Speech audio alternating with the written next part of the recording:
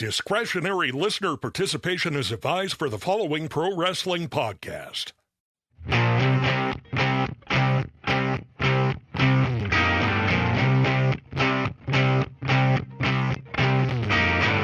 out of touch, I'm out of time, but I'm out of my head when I don't listen to the Stick to Wrestling podcast. I want to thank my friends Hall & Oates for writing that song about their favorite podcast, Stick to Wrestling, where if you give us 60 minutes, perhaps indeed, we will give you a raw bone podcast. This is the only wicked good podcast out there. It's the People's Podcast. It's the Major League of Professional Wrestling Podcast. Before we get rolling, and we do have a really good show on tap today, I want to invite everyone to join us on the Stick to Wrestling Facebook page. If you just go to Facebook, do a search, ask to be put in, and we will put you in. More on this in a minute. We didn't stick to wrestling again this week. I provided the best albums of 1977, the 40 best. If you want to find out what number one is, you got to join the Facebook group. More music-related stuff in a minute. Also, follow me on Twitter. I don't always stick to wrestling, but just search for John McAdam. Follow the guys who have dudes fighting with chairs in his avatar. I also want to say, wherever you are, be safe, be careful. We wish you well, and hopefully we'll get over this COVID thing reasonably soon. Hopefully this podcast is a happy distraction for you, and you'll still listen once we get all of our lives back. I want to thank David Ferguson, Lance O'Donnell, Chris Zauchka, and David Hardy for donating to the Stick to Wrestling podcast. If you would like to thank us for our hard work with cash, just PayPal me at prowrestlingarchives@gmail.com. No amount of money is too small, and certainly no amount of money is too big. If you are a billionaire and you listen to this show, I think you should send me $1 million, because that's only like 0.1% of your worth, and I could buy a really nice beach house in Maine. So let's get this done. Now, I want to bring on a first-time guest who is well known in Arcadian Vanguard circles, but this is the first time he's ever done a podcast. I want to bring in, and he's Canadian, so I anticipate him being the most polite guest we've ever had. Jayce Naccarato, welcome to Stick to Wrestling.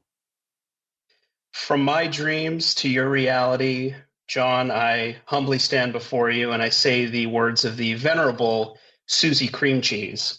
Hello, teenage America. It is I, the mayonnaise Mustafa in public, if you will, Jayce Naccarato.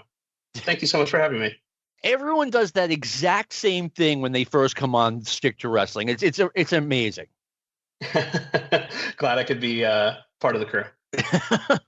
All right. Now, we are recording this on January 23rd with Hulk Hogan's win over Iron Sheik exactly 37 years today. January 20th was just a few days ago. It feels like we've escaped a hostage situation. This pod drops on January 29th, and the next day, January 30th, in Gainesville, Georgia, they had the Clash of the Champions special with Scott Steiner in the main event against Ric Flair. We got a whole lot to say about that whole show. But speaking of music, Jayce had never seen this show before, whereas I've had 30 years to dwell on it. So someone asked on the Facebook group, hey, why don't you make a list of the top 10 Beatles albums of all time? You see, I wasn't around during the Beatles era, so I saw everything with a fresh perspective, and it's kind of a different perspective. Like if you're someone like Jayce who hasn't seen this before, he has a different perspective than I do. So I'm looking forward to hearing what you have to think. Yeah, thanks, John.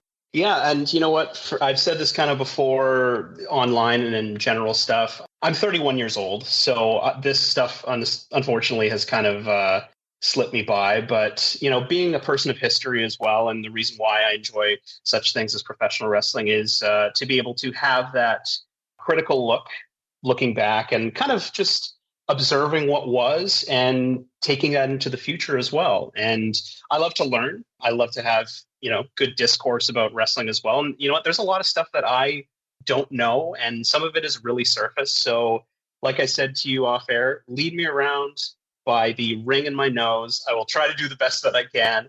and I will try to provide some insight into what we're going to watch today. And I will not repeat what I said to Jayce and Lou when Jayce first came out with that. Some of the females out there may be offended. All right. This was supposed to take place at the CNN Center in Atlanta. And that I think would have been a really cool look. I think it would have been a major league look. I mean, wow, a wrestling show coming from the CNN Center. But that did not happen, and it did not happen because of the Gulf War. CNN, correctly, in my opinion, decided that they're in the middle of covering a real war, and having a wrestling show going on in the building would be really goofy.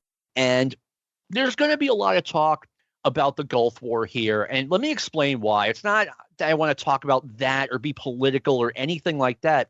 It's what was going on. It was omnipresent. It would be the equivalent of if you saw or listened to a podcast 19 years from now about the last WrestleMania, you're going to have to talk about why there were no fans present and why, certain people were wearing masks, etc. It was what was going on. And I don't think that's a bad analogy, the COVID situation to the Gulf War. Jayce, any thoughts on that? I was curious as well, watching the show, given how small a venue it was as well, and kind of reading back on Wikipedia as well, just a little bit of an introduction before watching the event. I tried not to read the issues of the Observer that I do have, just to make sure that my opinions are my own and I'm not, influenced by Dave's writing or anybody else's. But this was an actual shoot in terms of CNN being, and WCW being worried about it taking place at CNN Center instead of, that fake reason as to why WrestleMania 7 was moved because of concerns over the Gulf War. Okay. Yeah, as a matter of fact, I did something similar to what you did. I watched the show and then I went back to my Observer so that, my opinions would not be swayed by Mr. Meltzer's or anyone else's. So anyway, and like I said, to make that point abundantly clear, as far as, the Gulf War going on, as soon as the show starts, the first words out of Gary Michael Capetta's mouth was something about, okay, let's honor everyone who's out there fighting in the Middle East with the national anthem. Then the national anthem plays and Dusty Rhodes starts talking about the Gulf War. Yeah, that was a very interesting start to the show. And going into it, I figured and knew, I'm like, not all wrestling shows have started with the national anthem. So that was really interesting. And something funny that I picked up on, just because when it comes to these kind of things, I like picking up on the little things that I can kind of pick apart and jab at. I liked when Gary Michael Capetta started and he kind of looked back at the announcers to see that they were on the air. I was really hoping that it was going to be kind of a Jack Reynolds Clash 5 kind of thing with a "Are we on?" to start the show, because that was hilarious. And the funny thing that I equate to it as well is when Gary starts his speech talking about all the men and women, he says, and I quote, "all the men and women of the armed forces." So he was singular. And in my mind, that kind of harkened back to kind of a David Crockett, Lady and Jelm kind of moment of Jim Crockett Promotions. So to me, I just found that kind of funny. But, those are kind of the little things that I picked up on. But yeah, Dusty was he was something this show. That's for sure. Oh, he was something. All right. And you know what? I mean, this was Dusty's first appearance on a major WCW show since the end of 1988. I mean, he was at the Royal Rumble 11 days earlier, finishing up with the WWF, and now he's here at a major WCW event. As rumored for a couple of months, I remember Thanksgiving 1990, right around there is when I first heard that Dusty might be coming back, and I was like, oh no, you've got to be kidding me. No one ever learns. And within a couple of weeks, that rumor became fact that he was on his way back to book WCW, because he did such a good job the last couple of years, the last time around. Jayce, are you familiar with like 87, 88 WCW? Do you have any opinions on it? So I've heard, and just from reading everything in the Observer as well, and kind of listening to podcasts and stuff, yes, I know that Dusty's booking was incredibly grandiose, and it was stale, and 88 obviously was the kind of the death knell of Dusty's booking as well, with the Spike and the Road Warrior angle. Yep. Yeah, I'm assuming that from your perspective as a fan in that time, there obviously was probably a lot of trepidation about Dusty coming back, that he wasn't going to screw it up again. So yeah, I mean, I would completely understand as well. And I had a question for you as well, because the Royal Rumble was about a week and a half prior. With WCW's way of taping shows at this time, I'm assuming that they kind of taped a lot of shows in the can when it comes to, you know, playing things at a later date.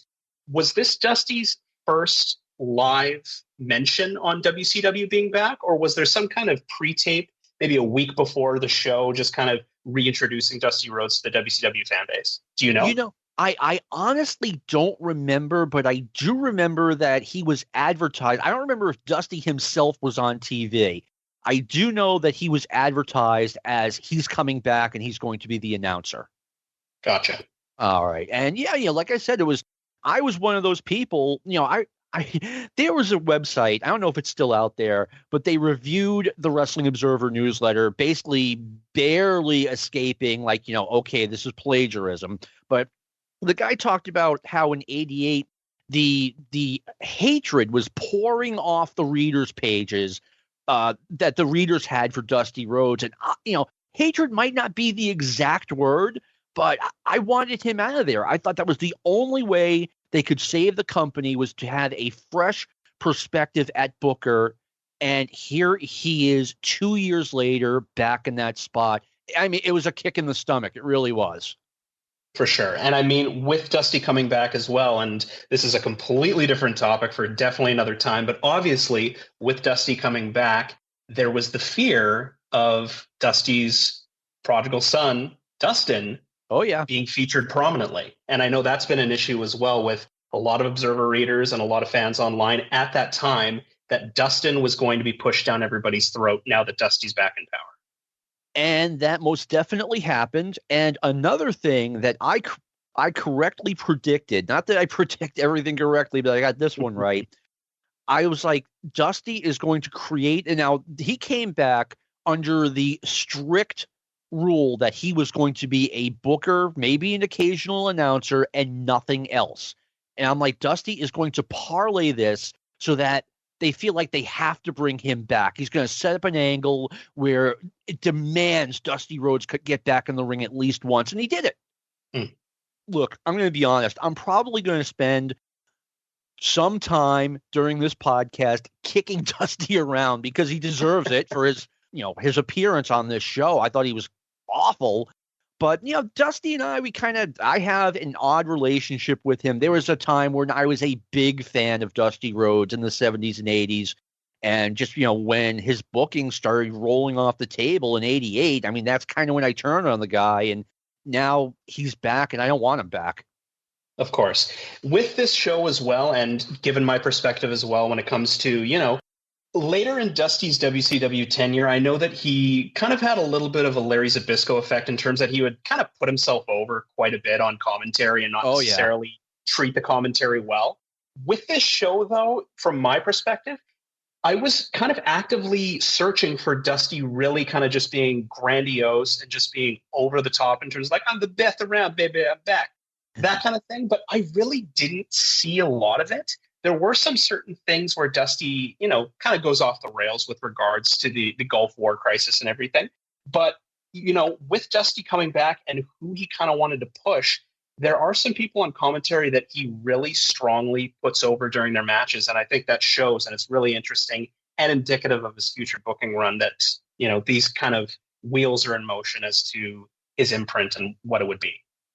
Yeah, I mean, the best thing I could say about Dusty coming back as Booker, I mean, you know, I was saying it at the time, you know, okay, he's not as bad as Ole, but I mean, if this is the best we're going to do, I mean, you know what you have here. And I was stunned that the company was happy with it. Anyway, the opening match, and it was a hot opener.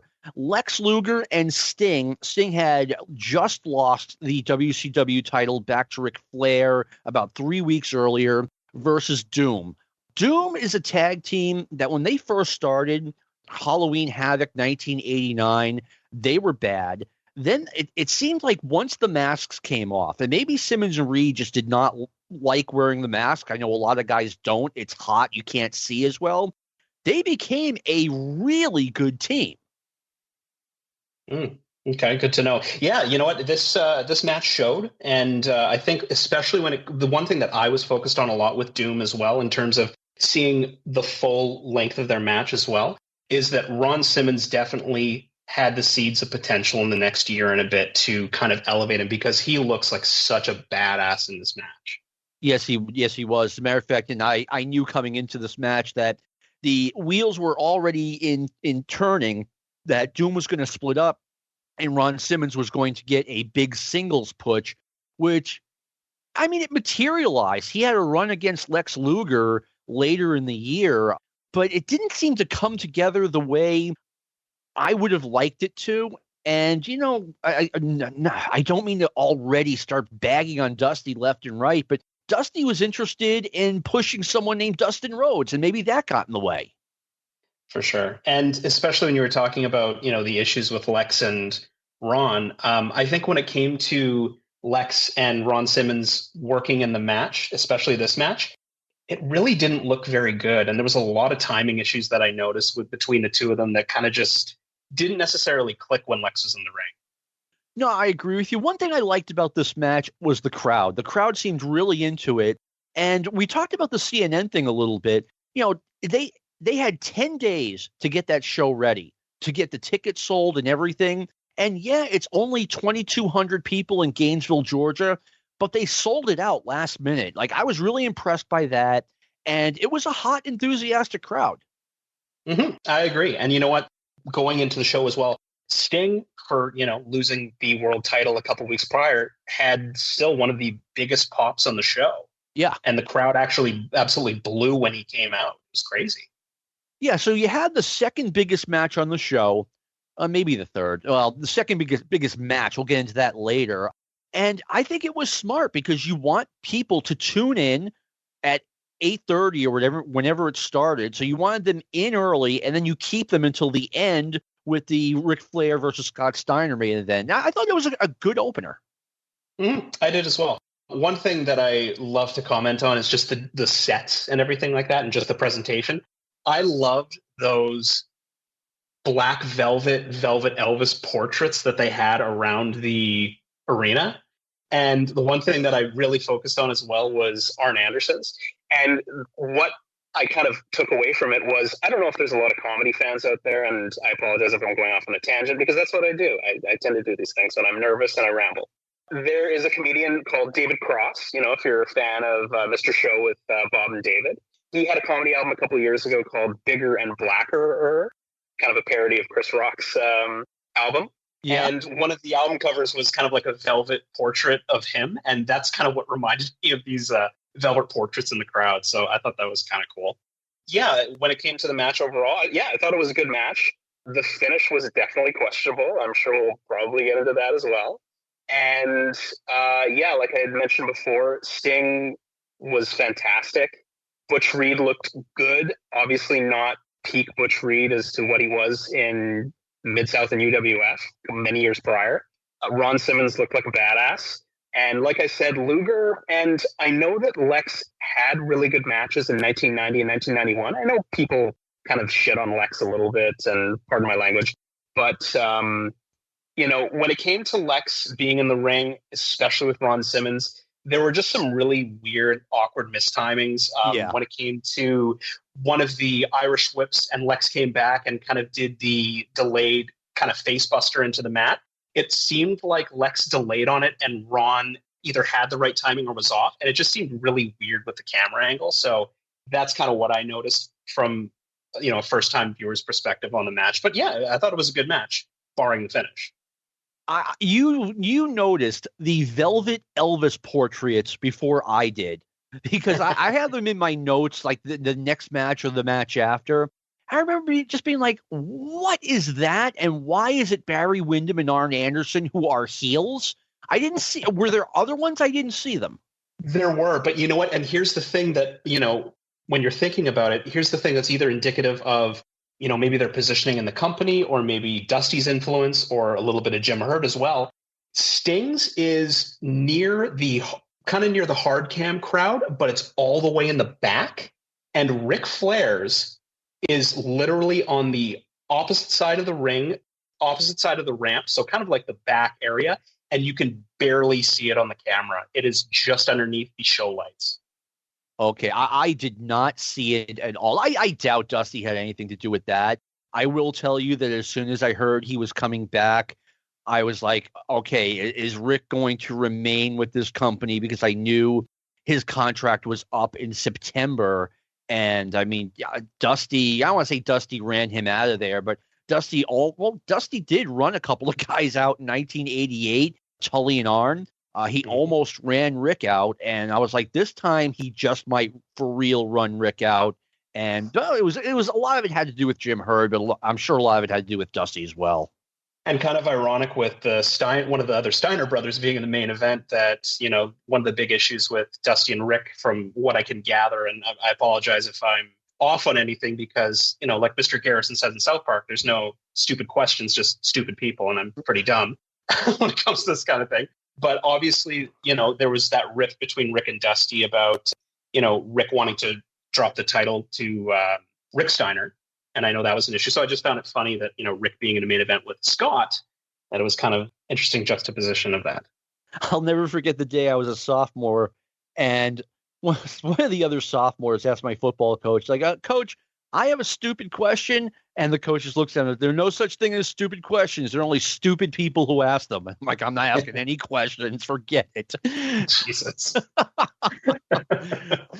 Anyway, one thing I came into thinking coming into this match was I didn't have the answer. What are they going to do with Sting now? I mean, he has basically, I don't want to use too harsh a word, but hey, he failed as WCW champion. Where do you go from here with him? And obviously the answer here was, put him in a hot opener with Lex, but like long term, like I had no idea what they were going to do with Sting. Mm-hmm. And given everything that happened in Sting's later run with the debacle of a Black Scorpion angle, which, and again, I don't know if it drew, I'm assuming it didn't, but obviously I know about the Starrcade issue with Flair being the identity of the Black Scorpion. And yeah, you know, trying to get a little bit of foresight into the year, and my timelines are always messed up too, because again, I don't have that strength right now to kind of recall this is the 1991 trajectory of X wrestler, and this is kind of where it's going. But yeah, thinking about it right now, I really couldn't give you an idea of what Sting is going to do. No, it was kind of, you know, the big mystery. It's like, you know, okay, we've got this guy. He's got some talent.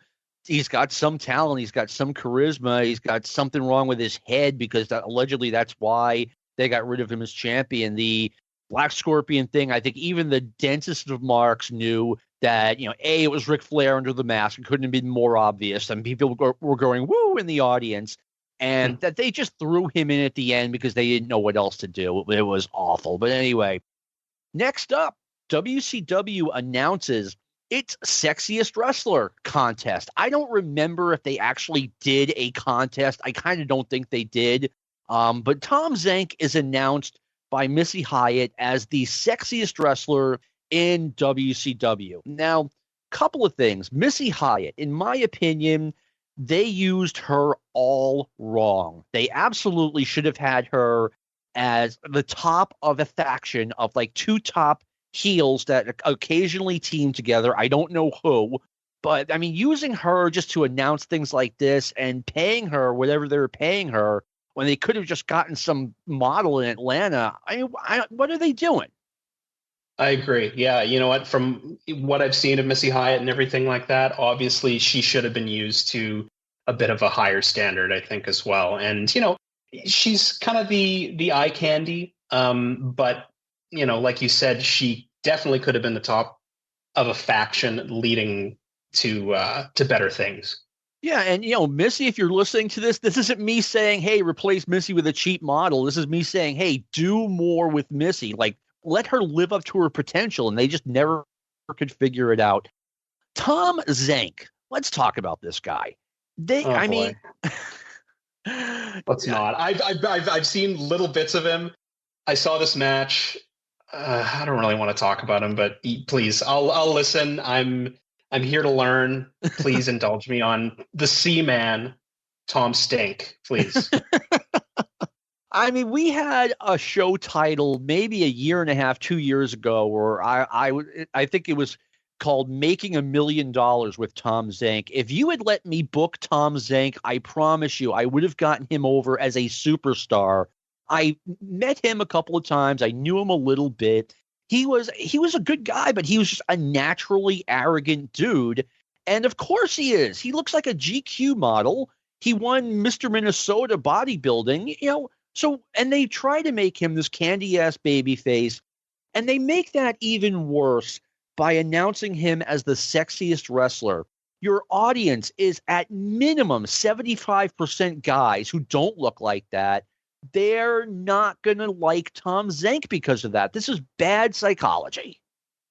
I agree. And especially given that it kind of made some comparisons, obviously not to the star power, but it kind of made me think of like a Magnum TA kind of situation. I know that in the past, John Hitchcock from Front Row Section D has talked on various podcasts and everything about kind of the Magnum in magazines, coming out of the shower and trying to like push him as this big, sexy guy. And, given that time as well, when there were more women in the business, in the mid 80s, I get it.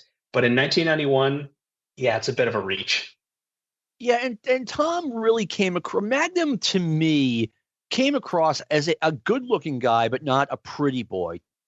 Tom crosses that line into this guy's a pretty boy, and I think that's a big reason why he didn't work as a baby face. Like I said, there's got to be an alternative universe where he's a heel and, someone uses my ideas and he gets over big. Now, I have a confession to make, and I hope people don't stop listening to the show because of this, but I had hair just like Tom Zenk in 1991. Oh, very interesting. You know what? Tom Zenk, a very attractive man with hair, with that thing. So I'm sure that you probably had a lot of ladies coming to your door. I was like Tom Zenk's less attractive brother. Anyway, the one thing I hated about this, and this is like a new era of wrestling we're getting into, it was Bobby Eaton versus Tom Zenk, in my eyes at least, but they announced it as Beautiful Bobby versus the Z-Man. And we talked about this a little bit last week with the Mongolian Stomper. Like, it's okay to have a nickname. It's the Mongolian Stomper or Jack Stone or whatever his name is. It's okay if he's Beautiful Bobby Eaton. It's okay if he's Tom the Z-Man Zenk. But just calling him by that nickname, I hated it. I can't stand it. It's like you're saying, okay, this isn't a real sport. For sure. And I know that the issue too, when, Z-Man and Pillman started teaming up the year prior and when Tom Zenk came back into the fold, was that they just announced him as the Z-Man. Nobody knew that he was Tom Zenk unless you actually saw him, and then they alluded to it maybe on commentary. If I just saw the word Z-Man, I wouldn't even know who that was. No. And like I said, I just think in general, especially in 91, I guess today it doesn't matter at all, but in 91, I still think it made a difference. I still think WCW should have been presenting itself as just not a legitimate sport per se, but something that took itself a little more seriously than that. Absolutely. And when it comes to presenting itself a little more legitimately, I laughed out loud because I know with the WWE Network and, wherever you watch this, I know that some of the music is overdubbed. I don't think it was the case in this case in 1991, because I think that with their production, they kind of had their own theme music and everything. Yes. But Bobby Eaton's entrance, what the hell was that? It's just fake crowd noise. You hear somebody saying 3, 2, and then it sounds like somebody, like a bunch of kids in the corner of a bathroom yelling, Bobby, Bobby. It was laughable. And I know that Bobby Eaton is a tremendous wrestler. And if I saw this as just a Joe Blow fan, and I saw him coming out with that weird music that was just piped in, he looks like a schlub. Yeah. I didn't even see it as being entrance music. I saw them as piping in chants for a wrestler. And to this day, I've never thought of it that way. I was just like, oh my God, that's the worst. They're piping in chants for a heel. But maybe if you're looking at it as music, it's not as bad, but it's still bad. For sure. All right. They did a spot in this show. And let me backtrack a little bit. Back in the day, Sam Muchnick, who ran St. Louis, had a strict rule against jumping off the top rope. And his logic, and he didn't do it like, Bill Watts did, like, okay, it's a heel spot. He's like, no, it's a logic spot. If a guy jumped off the top rope onto another guy's head or throat, whatever, he's going to kill him. So we're not going to have that. Bobby Eaton did a knee drop from the top rope to Tom Zenk's head, which kind of reinforced Sam Muchnick's theory because Bobby looked like he killed this guy. And of course, Zenk kicks out. It was illogical. Yeah. Absolutely. I mean, it would have made more sense if he finished it with maybe the Alabama Jam, but because of the placement of Tom Zenk closer to the ropes, it didn't work. And also, too, thinking about, logics when it comes to these kind of things, there was a spot kind of where Bobby is getting up to the top rope and Z-Man does a bit of a drop kick on Bobby when Bobby is kind of in the process of standing up. And I try not to analyze this too much because that's part of the thing with me when it comes to trying to get into classic wrestling is I have to kind of just leave my brain at the door and just kind of accept it as it is.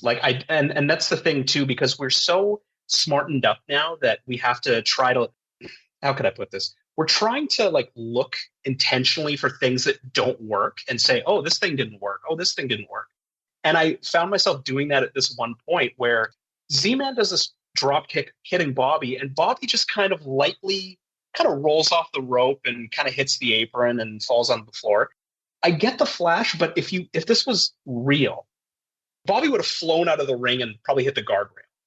So it seemed like a really weird placement to kind of have, but it seems very little, and I'm sure it's incredibly little when you're listening to me talk about it, John. But That's kind of what I thought, and that's kind of my mindset when it came to this. I just thought, well, that's kind of stupid. It's funny because we have a different perspective, and I like having different perspectives here. I saw that spot, and I thought it was very original because normally the wrestler just gets to climb, and Tom wouldn't let him do it. And B, I just loved Bobby Eaton's bump. I mean, you're right; it should have been a lot worse, but for what it was, I enjoyed it.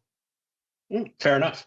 And another thing too is that after that spot, Dusty really started putting over Brian Pillman on the commentary because he initially said as soon as Z-Man hit that dropkick, he said that Z-Man must have learned that from Pillman.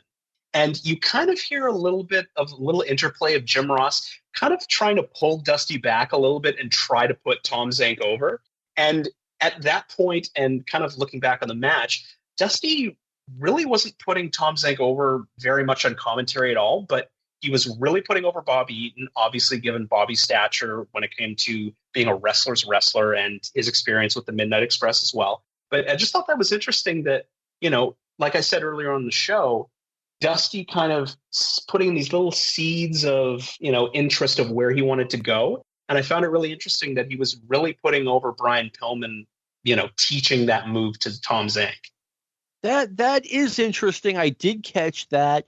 Probably we're going to do a 30th anniversary of the great 1991 Great American Bash, and I will, as that story unfolds, I will give you more of my feelings on the Dusty Rhodes versus Brian Pillman situation. And you were there, correct? I was there, as a matter of fact. Well, I'll point this out on the show. If you watch the very end of the last match, which was a disaster with Dick Slater and Dick Murdoch against someone because Missy couldn't wrestle in the cage. They found out. You will see me in the front row with a giant sign that said, "What is my dumb sign? We want Flair.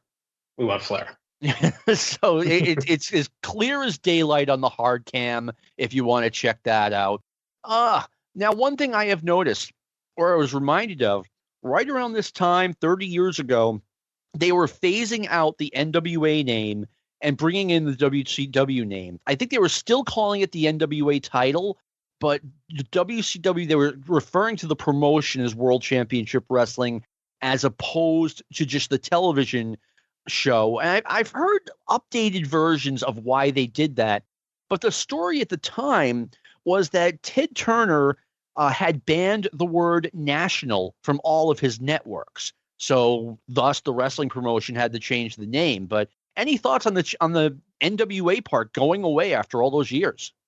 That's really interesting that you brought that up with regards to Ted Turner, because obviously, working with Arcadian Vanguard and, working on the Pro Wrestling Spotlight Then and Now show with Brian Last and John Arezzi, there was something that was brought up recently in a report from The Observer saying that I believe we're around late November right now in 1990. And there was a report saying that all the NWA promoters, not all of them, I'd say about 7 of them, had wanted to sue Turner because Turner didn't copyright the name National Wrestling Alliance when he took it over from Jim Crockett Promotions. And one of the things that I found really interesting in the people that were, quote unquote, suing was, it was Steve Ricard, I think Giant Baba. And I found it interesting that they were still working there, that the Crockett's were part of the lawsuit as well. So I didn't know what to read into it. I didn't do a lot of follow-up when it came to that report from The Observer, but I never understood it from that perspective about Turner wanting to ban the word national. I think that's really interesting. Yeah, every network has them now, and they certainly had them then, like a list of words that you simply couldn't use. Like one word was foreign. And of course, wrestling has a history of foreign objects. Yes. Oh, Jim Ross just started calling them international objects. Yes. It was almost like he was making a mockery out of it, which he absolutely should have. But the rules are the rules, kids. Now we get just to see Miss Alexandra York as part of the York Foundation, a faction that seems to rarely get talked about. And she announces that tonight at the Clash of the Champions, we're going to have a new member of the York Foundation. I just thought of this. I wish I had researched it before the show. Later on the show, we see Mike Rotundo hanging around with Ric Flair after Ric Flair won the NWA title January 11th. I think Mike, between then and now, had left for the WWF. And, he has this new gimmick, Michael Wall Street, which does well on WTBS. So WWF just grabbed him. I thought that was hilarious. Yeah, I'd actually never noticed that. So, because again, when it comes to my timelines, he did go back to the WWF. So that is really interesting. Yeah, I'm not sure who was in the York Foundation, if anyone else at this point. All right. Now, one thing I noticed as they are doing the intros and the outros, the show is called Dixie Dynamite, and the logo is Confederate flag based. A lot has changed in 30 years. Mm-hmm, absolutely. Yeah, the WWF edited out a lot of it, but not all of it, which surprises me a little bit. I don't think we're going to have a show called Dixie Dynamite anytime in the near future.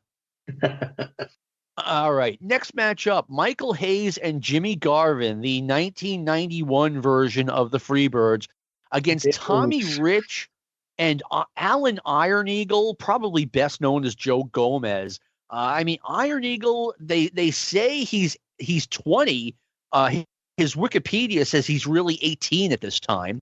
And like any wrestler, 18 or 20, I don't want to say any wrestler, but like a lot of wrestlers who just start, he had absolutely no clue. He had a dumb name.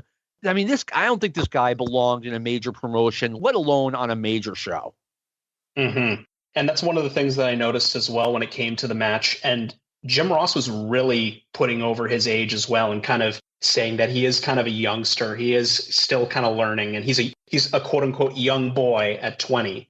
Yeah, when it came to him being in the match, there were some points that I noticed that he was really just overselling to the max, and that he just really wasn't kind of clued in on where the match was going to go. And that really is demonstrated with a big missed spot with him and Michael Hayes in the middle of the ring. Yeah, and that was something the Observer picked up on this, but I picked up on it myself. He no-sold a couple of things. He no-sold Michael Hayes' left punch, and then Michael got kind of snug on him, actually got really snug on him. And that's when he started overselling, and the match just became a disaster. Yeah, Michael threw him out of the ring, kind of stiffed him a little bit, and basically Alan Iron Eagle, his wings were clipped pretty much on the outside. He was just kind of limp. He was around like a fish. And I had a question for you too, because you don't see a lot of wrestlers of the ornithological variety. Is Alan Iron Eagle, did he ever go by Bobby Bold Eagle? Because I've heard of another Eagle name in wrestling. I just didn't know if it was the same guy. No, there were a bunch of pseudo Native American wrestlers back in the day who used different, Bold Eagle, this Eagle, that Eagle. Maybe he was Bobby Bold Eagle's illegitimate son. I don't know. Yeah, maybe. One of the, many Chief Jay Strongbows out there, the UWF Chief Jay Strongbow, who Bruno Sammartino was putting over on commentary as, Joe Scarpa, the real Chief Jay Strongbow. So, oh my God, it's a mess. This wasn't a good match. It wasn't the worst match in the world. But my opinion, like something like this belongs on NWA Pro Wrestling or Worldwide Wrestling. Like I get it. Sometimes you need matches just to fill time, but not on a WTBS primetime schedule. You got to put out your best 2.5 hours that you can without giving away pay-per-view stuff. I agree. And especially with all the participants in this match too, and just the way that the match, ended out, I found it really interesting that Lee Scott was a referee, because I know seeing the stuff with Lee Scott and Cactus Jack from 1990, Lee Scott was taking these great bumps. Was he actually a referee from this point, or was it just kind of something that was put into the match for tonight? Do you know? I don't remember Lee Scott doing any wrestling for the NWA after 89-90. I don't know what happened afterward. He did spectacular bumps. There was definitely something they could have done with him. He was a little bit small, but I don't know. I mean, I'm speculating here. With all those bumps he took, maybe he hurt himself and they, needed to be a referee after that. Mm-hmm. And especially with his refereeing at the end of the match. And it seemed like a really weird finish with him kind of really getting on Tommy Rich and, the Freebirds kind of getting the Iggy on Alan Iron Eagle. It seemed like the way that the commentary was talking about the ineptitude of Lee Scott a little bit. Yeah.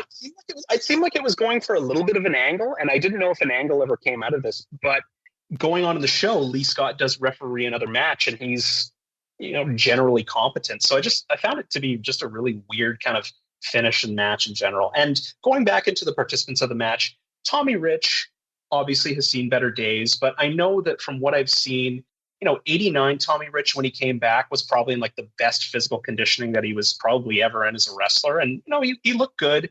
He looked like he had aged about 20 years in two. Yeah. I'm not trying to be mean because I'm no prize peach myself. I'm a little bit of I'm a mayo boy. I like my mayonnaise on things, and we'll get into that maybe later on, because that's a running joke when it comes to me and people online. But that, and obviously the Freebirds should not be around. And I know they've been so, divisive with wrestling communities and stuff like that at this time in, 89, 90, 91. Jimmy Garvin looks like he's been floating in the river for 3 days. He looked terrible. I know that he was on the gas in 89 a little bit and tried to kind of bulk up. It looks like obviously, his cutting cycle just subdued, and he was pretty much just eating them donuts, I guess. And then I know, funny enough, I watched the previous Clash just to kind of see what the crowd was like. And I know that at that time, the Freebirds were kind of doing this glam thing. They had Rocky King as Little Richard Marley. I just found it interesting that within the span of like 2 months, they would just kind of go back to just kind of the regular Freebirds and without the crazy glasses and stuff. And they were just, it was what it was. It was just a throwaway match. Yeah, I agree with you. And we probably, again, I thought they should have gone out of their way to maximize everything on this 2.5 hours that they've been given, on a primetime show. I mean, the thing with Tommy Rich, you talked about, he looked like he aged like, 20 years in 2 years. It's a fact. I mean, Tommy Rich was a heavy smoker. He was a heavy drinker, and probably more than that. I don't want to speculate on anything, but I mean, I know he got in really good shape in 89 to get his job back. And then it felt like, okay, well, Tom's got his job back, and now he's going to go back to being the old Tommy Rich. Well, as long as he's not doing any, derelict things like, and again, this is purely speculation. And from what I've heard in the general wrestling forum of him, crashing rental cars and everything like that. Yeah. Let's hope that, maybe Tommy took out a little bit of insurance this time when he was renting the car from Hertz Rent-A-Car. You know what? I have heard that Tommy's kind of got his act together in the last couple of years. We have that. Now we have a commercial for the upcoming Wrestle War 90 pay-per-view. And once again, we're in the middle of a war here, okay? The Desert Storm had just started a couple of weeks ago. It was the first time in my lifetime that I was cognizant that we were in the middle of a war. I knew someone who got deployed, so we're all kind of walking on eggshells. And they have this commercial where Brian Pillman looks in the camera, points, and he's like, "We declare war." And I remember at the time being like, oh my God, this is in like really bad taste. And now that I'm older, I think it's an even worse taste. And I understand, like, look, they had been produced before Desert Storm started, okay? But we knew months in advance that the fighting in Iraq could start on January 16th. That was the day George Bush said, look, get out or we're getting you out. And it's not like WTBS doesn't have its own production facilities to clean this thing up. I mean, Jayce, what were your thoughts? WCW, everybody. That's really all I can say. You know what? I understand. And I'm assuming there was a War Games match on that pay-per-view as well? Yes, there was. Okay. I get it. Yeah, in hindsight, definitely bad taste. And you mentioning that, Turner and, all the video production, things at their disposal. Yeah, it just a little bit cringy. Yeah, I'm not one of those people who say, look, take the name War out of War Games. I know that had already been established. If you want to call the pay-per-view that, okay, go ahead. But having the guys in military gear, in the middle of the commercials, like, yeah, come on, water that down a little bit for me, please. I agree. All right. Next up is we do an interview. It's on two different sets. Tony Schiavone and Paulie Dangerously are on one side. Dusty Rhodes and Jim Ross are on the other side. And I mean, first of all, Dusty is trying once again to put himself over instead of putting Paul E over, who is the talent. And, Paulie, what a great career. Do you realize this is his fifth decade as a manager in this business? I had no idea. Yeah. He's, one of the greatest managers of all time, and he's getting into the conversation of greatest. And don't you love 1991? Dusty Rhodes, the babyface, insinuates that Paulie Dangerously is gay, and he gets a big pop for it. Oh, yeah. That's the cultural milieu of the time, It's, but you know what? When it comes to Paulie's placement on the show, and, we're going to talk about it in a bit, yeah, obviously Paulie gets his day in the sun in the following year with the Dangerous Alliance aspect. And, he was biding his time, I guess, in terms of his placement on the card now, especially given everything that he had in 88 and 89 and, a little bit in and out of 1990. It was what it was. And yeah, Dusty kind of just inflating himself. Yeah, Dusty stole the segment, and stole a segment where someone else needed to steal the segment. What are you going to do? He's the boss. Yeah, not much you can do except, get the David Allan Coe records out and hopefully put on a good smile for the guy. All right. Next up is a squash match. Sid Vicious, Sid Udy, against Joey Maggs.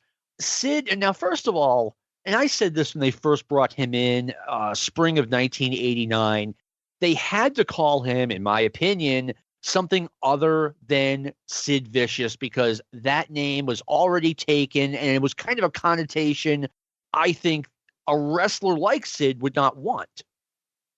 Yeah, especially given, everything that happened with Sid and Nancy as well. It was, I've always liked the name Sid Vicious, obviously with Sid Udy. But yeah, at that time, probably could have gone for a little bit of a change, but hey, if I was a fan back then, I thought it would have been as badass as it would today. So I have no complaints from that, but obviously I have a different perspective. For those unaware, the other Sid Vicious was a member of the Sex Pistols who, quote unquote, allegedly killed his girlfriend and then OD'd when he was out on bail or something. I don't know. But this was a squash match. Normally, I would not be crazy about the idea of having a squash match on something like this.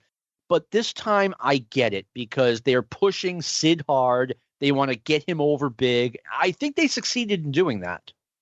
I completely agree. You know what? I'm just going to kind of run down my notes of what I was going through the match and kind of seeing, the extent of a Sid match and a squash match at that. Number one, he should have been a face. Why the hell wasn't he a face at all? The crowd was half cheering him as well. And Sid was in the Horsemen at this time still, correct? Yes. You know what? With an entrance like that and the dark light and the rotating stage, he got a big pop. And you know what? I popped too. I'm like, if I saw that, I was going to be like, God damn, like this guy looks awesome. I would not want to boo this guy at all. Kind of like when he did the Lee Scott, when he gave Lee Scott the clothesline, he took the inside out bump and Sid went on his knees and posed. Yep.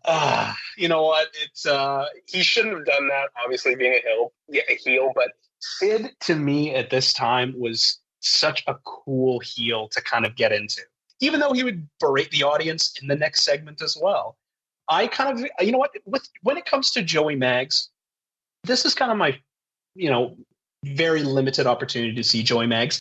I didn't mind Joey Maggs as a job guy. I've heard good stuff of his work in USWA, maybe in the next, I think his USWA run with Memphis Mafia was, I guess, around this time, 90, 91, 92. Yeah. I saw him mainly in Smoky Mountain Wrestling, and weirdly enough, my memory could be slipping me, but when I saw him in Smoky in 92, he looked a little bit on the gas. Like he looked a little bigger and a little more built at that time than he did now in this match. Yeah, were you going to say something? No, I was going to say he's always been a little bit naturally chubby, but you're right. He 92ish. He started getting a little more in better shape. I wouldn't say necessarily to the extent of, Jim Powers coming back to the WWF in 1994 or something like that, where he just got too jacked up. Like that was the issue. But, I was kind of hoping to see Joey Maggs take like a really big bump from Sid. But yeah, the match served its purpose to that extent. It was the extent of pushing Sid to the moon. I found it really interesting with the stretcher job because I didn't really think that, what Sid did in the ring was necessarily indicative of Joey Maggs going on a stretcher, but the crowd popped when Sid flipped over the stretcher on Joey Maggs. So I guess it did its job ultimately in the end. Yeah, Sid was, despite showing his unreliability in the past, Sid was and he had just recently come back from another injury. I think he got punctured lung or something, which is serious, but yes. I mean, there were stories in the summer of 90 where Sid was out of action. He couldn't wrestle. He couldn't even travel to just be in the Horseman's corner. And then we find out that he's playing softball in Memphis. Wouldn't surprise me in the least. Yeah. So, I mean, softball Sid. That was his nickname anyway. So Sid, part of his gimmick is he has his own EMT team, which were two jobbers from Atlanta, and they came in and Joey Maggs got taken off on the stretcher. So the segment did its purpose. Now we'll talk about wrestling hotlines. These things were pushed to the moon in the late 80s and early 90s. I just did the math, or I did the math with an inflation calculator. It was $2 for the first minute, 45 cents each additional minute. That's $3.90 in today's money and 87 cents each additional minute. And I have never called one of these, but I have heard that basically they take a long time getting to the point. Like you're not, that first minute is not going to get you anything. Yeah, and you know what? I know that they were also promoting, I think, Ric Flair on the hotline as well before his match throughout the duration of the show. I think they said Flair was going to be on for, the first half an hour of the show on the hotline. I couldn't even fathom waiting online on a payphone or at home and just pumping quarters into the payphone or pumping up your parents' phone bill. Yes. It's to me, a hotline in general. It was obviously before my time. I'm a child. I'm the last of the 80s. 89, I'm a fringer, so I can't really say anything. But yeah, wrestling hotlines and hotlines in general when I was, 9 or 10 in 99, 2000 was just a dead concept. And I couldn't even wrap my head around it now. Yeah, I was going to say that's what I was interested in because like it's so before your time, like you know, it's like an 8-track tape to you. Like, what is this? You know, but anyway, the next match, Terry Taylor against Ricky Morton. It is a babyface match coming in, right? And only WCW could do this. They Absolutely. announced they're on TV for weeks on end talking about what good friends Ricky Morton and Terry Taylor had been for such a long time. So yeah, that's the dead giveaway right there. And they're going to be wrestling. And before the match, Terry Taylor gets introduced as the computerized man of the 90s. Only WCW could make a mistake that egregious. I agree. And it showed during the match as well when it came to the big reveal partway through, but it was just a head scratcher when it came to WCW's ineptitude with that. And the match was kind of meh, to be brutally honest. And especially when it came to the switch in the middle of the match, it didn't come off very well, I guess, to the live crowd because I guess nobody really knew what was going on. And when it came to Terry's turn with Alexandra York coming out and, you know, Terry glomming Ricky from behind, I felt like they should have maybe done a promo after the match, at least kind of in the ring or in a standalone segment, just talking about, you know, Terry's turn a little bit. But it was just, you know, dropped in out of a helicopter, as Jim Herd would say. Yeah. That it just didn't make any sense to me. And, you know, I'm sure there was stuff that I was missing. I wasn't sure if there was a buildup. Like you had said, you know, they talked on commentary about, you know, Terry and Ricky being friends. Yeah. Yeah, I mean, the only time they talk about, they've been good friends for a long time in wrestling is, you know, it's a dead giveaway. Well, someone's about to turn on each other. I mean, if for those unaware, they did this thing where in the middle of the match, Taylor suckers Morton, and then they go to a video of Alexandra York announcing Terry Taylor as the newest member of the York Foundation, and then she comes to ringside for the rest of the match. I am not against a wrestling promotion trying something a little bit different as opposed to the standardized heel turn, but something like this makes you appreciate the standardized heel turn a little bit more because this one just made no sense. Yeah, I completely agree. I have really nothing else to say. And you know what? I feel terrible for saying this because, you know, I'm not one to talk about physicality when it comes to wrestling as well. But again, what I said about Tommy Rich earlier, it's very weird seeing Ricky Morton age about 75 years in the next year and a half. And you know what? Yeah, and I know that there have been issues with, you know, some certain things that, you know, Mr. Morton had done in his off time when it came to having a good time. Yeah. And I don't know if that, you know, had a part in it as well. But even looking at, I had to look at Wikipedia because I know that when I started watching a little bit more of the Rock and Roll Express was kind of the Smoky Mountain years. And looking up when they did the man in the sheet angle with Arn, I guess this was what, 93-ish? 93, yeah. The Rock and Roll Express looked like 55 years old when I first saw them. And I had to go on Wikipedia and look at their ages, and they were maybe like early to mid 30s. Mm-hmm. And I thought, oh, you know, and I know that people age a lot differently then as they do now. And people look a lot older. Dennis Condrey, for example, was, you know, in his maybe like late 20s, early 30s when he was doing his run. He looked like a 50-year-old man because he had that kind of strong physique. But man, it was really interesting to see still a young Ricky Morton kind of in the prime in the fight. And, you know, in the next year and a half, he would look like an old man. I was going to say, not to get off on a tangent, but when Smoky Mountain Wrestling first started and they kind of really built around the Rock and Roll Express, I was like, these guys are acid washed. They are finished. Jim Cornette, you're making a big mistake. Well, I was the one in the wrong because the Rock and Roll Express were over like crazy in Smoky Mountain Wrestling. I guess, you know, they were just seen as big stars coming to small towns. Mm-hmm. There's not much I can say to that, but I completely agree with what you said. Ricky Morton and Terry Taylor, I liked the match a little bit more than you did. I thought the end was really good. They were throwing some really good worked punches at each other. It looked really good to me. Terry Taylor, at this point in his career, whether he realized it or not, and on every interview I've seen with Taylor on the subject, he still doesn't get it.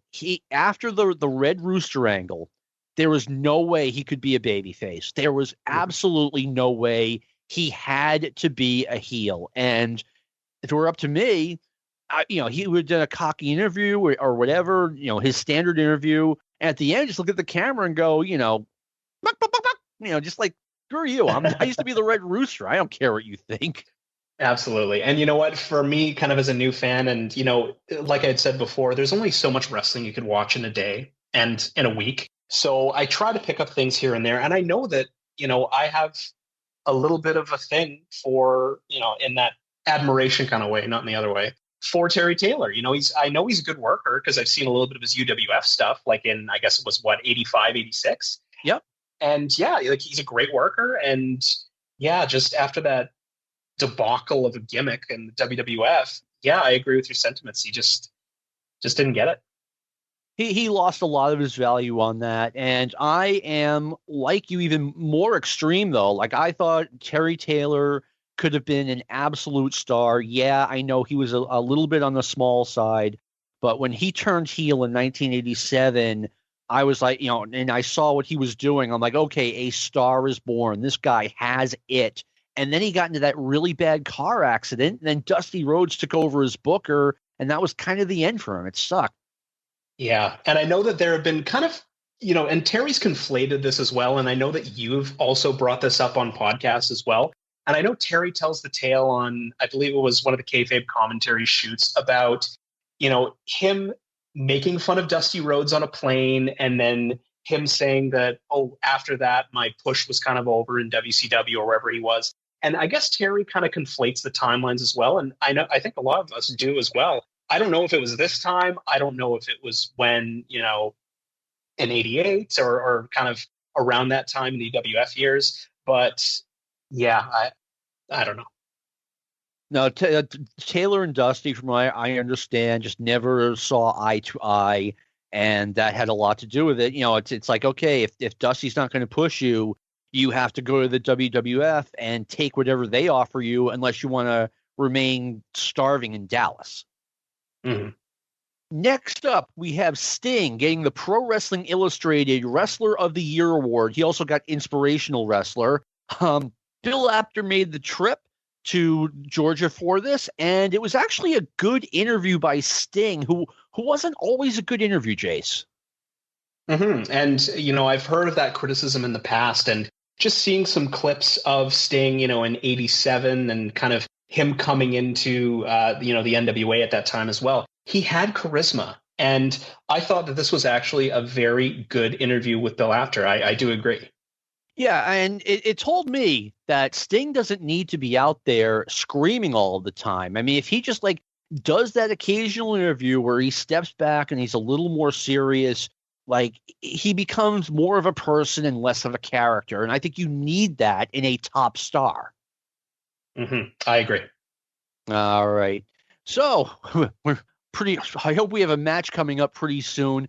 Dusty Rhodes does a speech about the Gulf War, which I felt was absolutely cringeworthy. I'll tell you what, we don't do audio on this show very often, but I'm going to let you guys hear this. I think I want to say it's between 60 and 90 seconds of Dusty Rhodes.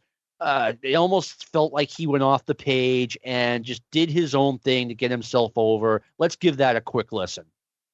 But next, right now, I got a personal note for the people around the world and the people, our men and women in the Persian Gulf, baby. Let me say one thing live and in color on TV, that this country, the American dream, me as a kid, you as a kid, you as a parent, you as a mother, you as a father, you as people in this country has one thing to thank God about, that we got some men and women that are over there kicking somebody's ass in the Persian Gulf, baby.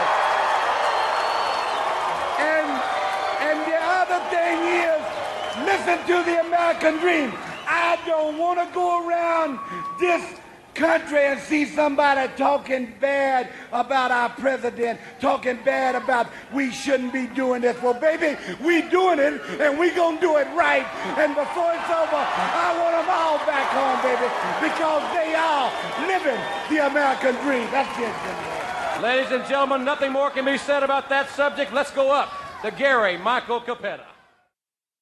I didn't like it then, and I definitely don't like it now. You know, it's a serious thing. Like I said, a lot of us in 1990 were really worried. We had people we know going off to fight a war, a real war. It's, you know, obviously. And Dusty Rhodes is on TV talking about it like it's a football game. Like, you know, and Oklahoma, my Texas Longhorn, they're going to whoop your butt, baby. We're going to kick your ass. And he's like talking about, yeah, you all heard it. Like, it doesn't matter if you think we shouldn't be going, we're going. And it's like, I really did not like that, Jayce. Yeah, I agree as well. I know that, you know, Dusty inflating himself a little bit, and I understand, you know, maybe where his heart was, but yeah, it was just a very kind of cringy promo kind of in hindsight as well. And I had a question for you as well, John, when it comes to referencing the Gulf War stuff that we talked about earlier in the show. At any time before this point, did WCW reference the Gulf War as much as, you know, obviously not to the extent that the WWF did with the Sergeant Slaughter angle, but did WCW mention a lot of the Gulf War stuff before this event or anytime after this event? Nowhere near as much as the WWF. As a matter of fact, if I recall correctly, it kind of went away after this night beyond, you know, we're praying for our troops, that sort of thing. Like, if I recall correctly, this was the only night that things really spun out of control. And again, it's a company, you know, it's not owned by CNN, but it's owned by the same guy who owns CNN. So he can't be as reckless as Vince McMahon. Yeah. I mean, and also after I watched the show, I read the Observer on it, and there were a lot of complaints about Dusty doing what he did. So Dusty probably got spoken to about it. Yeah, I could understand that. I'm having so much fun talking with Jayce Naccarato that this episode ran so long in a good way that we can have the second part of it next week. We will finish talking about Clash of the Champions 14. So I hope you're interested enough to listen again next week. I want to thank everyone for listening. I want everyone to have a good, safe week. I want to thank our producer, Lightning Lou Kippelman, for all the great work he does for Stick to Wrestling. And this has been a production of the Arcadian Vanguard Podcast Network. This concludes our podcast day.